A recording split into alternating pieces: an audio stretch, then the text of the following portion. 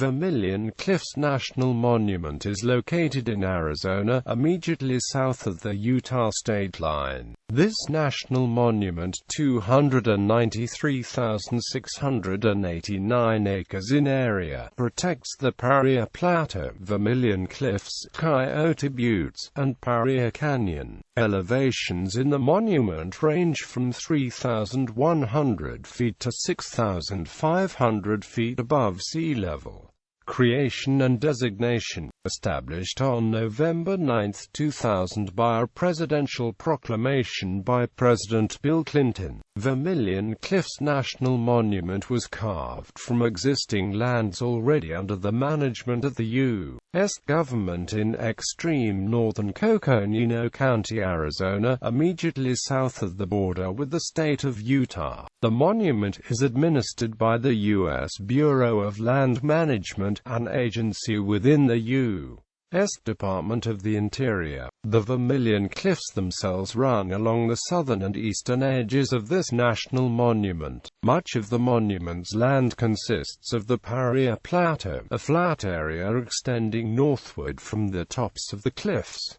Vermilion Cliffs. The Vermilion Cliffs are steep eroded escarpments consisting primarily of sandstone, siltstone, limestone, and shale which rise as much as 3,000 feet above the bases. These sedimentary rocks have been deeply eroded for millions of years, exposing hundreds of layers of richly colored rock strata. Mesas, buttes, and large tablelands are interspersed with steep canyons, where some small streams provide enough moisture to support a sampling of wildlife, flora and fauna. More than 20 species of raptors, including bald eagles and golden eagles, peregrine falcons, and several hawk species, have been observed. The endangered California condor has been reintroduced into this region recently due to its remote location and lack of human habitation. Desert bighorn sheep, pronghorns, and mountain lions make up most of the large mammals found here, with about 30 more species of smaller mammals.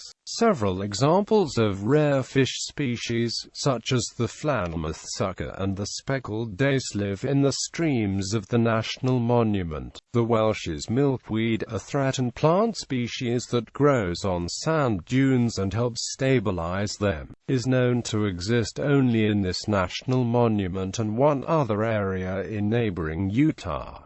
Human settlements.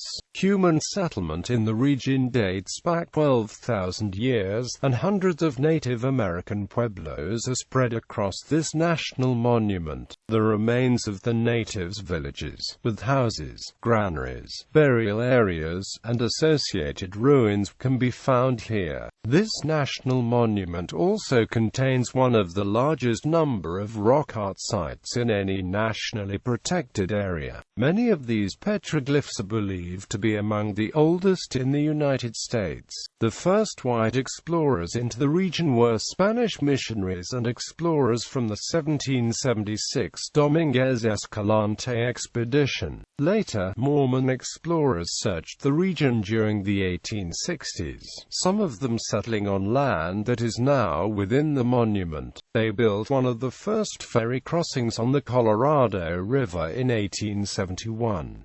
That same year, John Wesley Powell ventured through this region during his scientific explorations of the Colorado River Plateau. Below the Vermilion Cliffs runs the historic Honeymoon Trail, a wagon route for Mormons who journeyed to have the marriages sealed in the temple at St. George, Utah, and then to return. The route, through remote country, was otherwise seldom used. Historical markers denote this history. Today, the region surrounding the monument is relatively unspoiled, with virtually no permanent inhabitants remaining and limited road access.